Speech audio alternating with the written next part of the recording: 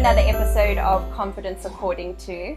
I am beyond excited today because I have the most graceful, elegant Bonnie Mbuli with me here today to talk about confidence and how that has impacted her journey of success.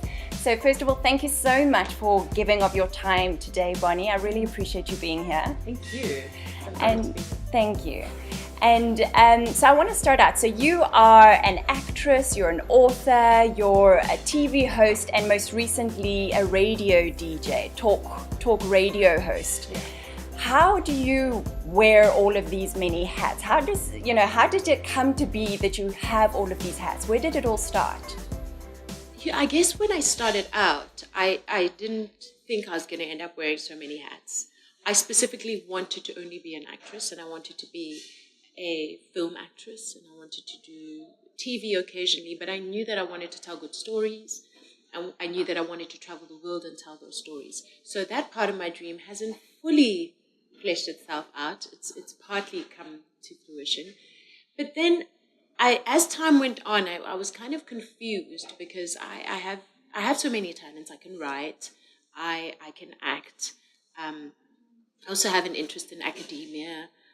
I'm so many things, and for a long time in just the psyche of the world, I guess people believed that you had to have a singular story and you had to excel at one particular thing, and that was the sure way to success. Yeah. And with millennials kind of changing the scene, I realized that I could be all those things that I wanted to be. And that I could explore all my talents and enjoy exploring them and celebrate them and be successful at all of them without feeling like I'm a jack of all trades and master of none.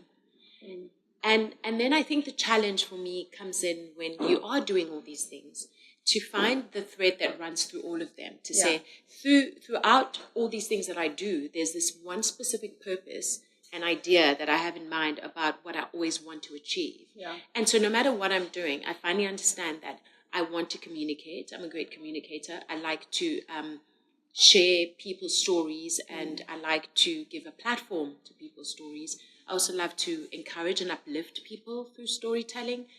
And essentially, I want to take information that perhaps feels inaccessible and tough to understand and break it down into smaller, simpler parts that everybody can relate to. And that's at the heart of what I love to do. I love to tell stories that transform people's lives. You paint a very different picture to what we, the public, perceive about the life of a celebrity.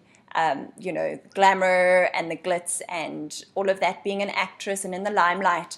Do you think that most of the women, your peers in that industry, do you think that they're really confident and happy in themselves? What do you think the general feeling is? That is my hope for women in this industry. Women everywhere, I think, women in any industry, is that their confidence would come from a real place, a place of stillness, a place of belief in self, a place of liking and loving oneself, enjoying what you do, and believing that you're there because you chose to be there, and that's your purpose, and that you can touch many people's lives. I mean, there's so many positive things we could say about what a positive, good feeling is, but essentially, I asked myself this question a couple of years ago about what does confidence actually mean to me? What do I want it to feel like?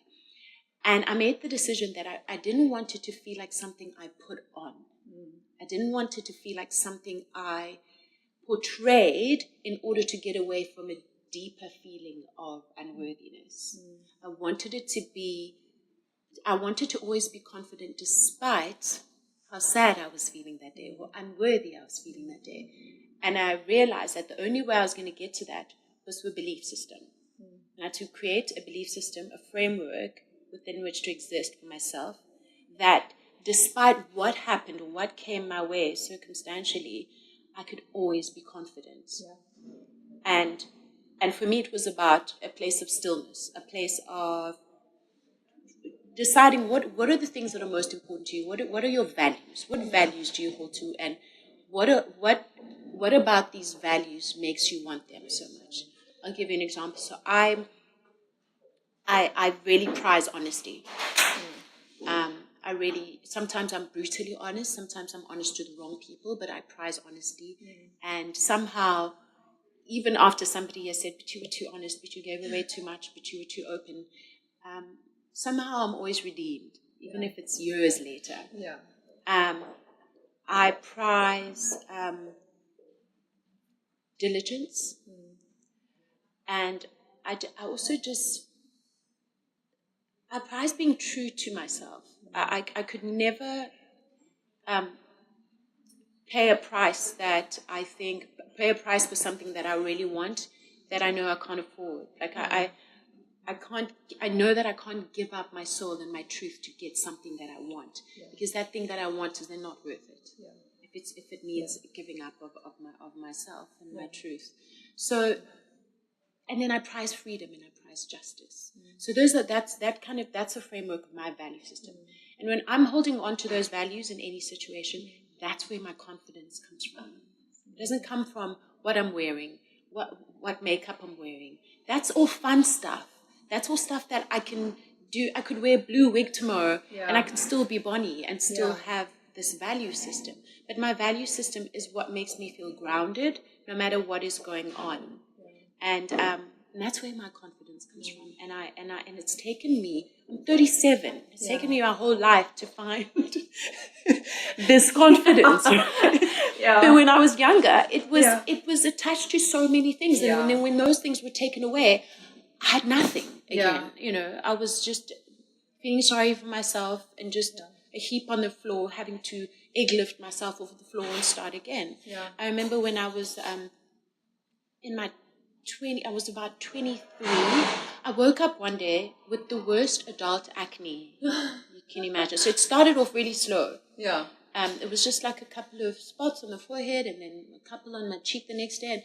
And then about 3 months in, my entire the surface area of my face was covered in these big, giant pimples. So I started to wear hats. I was depressed. I cried every day. I wore hats. I layered makeup on my face. I looked down. I wouldn't look people in the eye. And again, I started to write. I started to write about what I was experiencing, how it was making me feel, and why I was feeling that way, and what was the way out. So although I was going from dermatologist to dermatologist and trying every single thing I could try, I knew that this skin issue wasn't going to be resolved until I found a truth about it, a truth that I could hold on to, a value that I could hold to, because that was going to be my confidence, not whether my skin cleared up or not.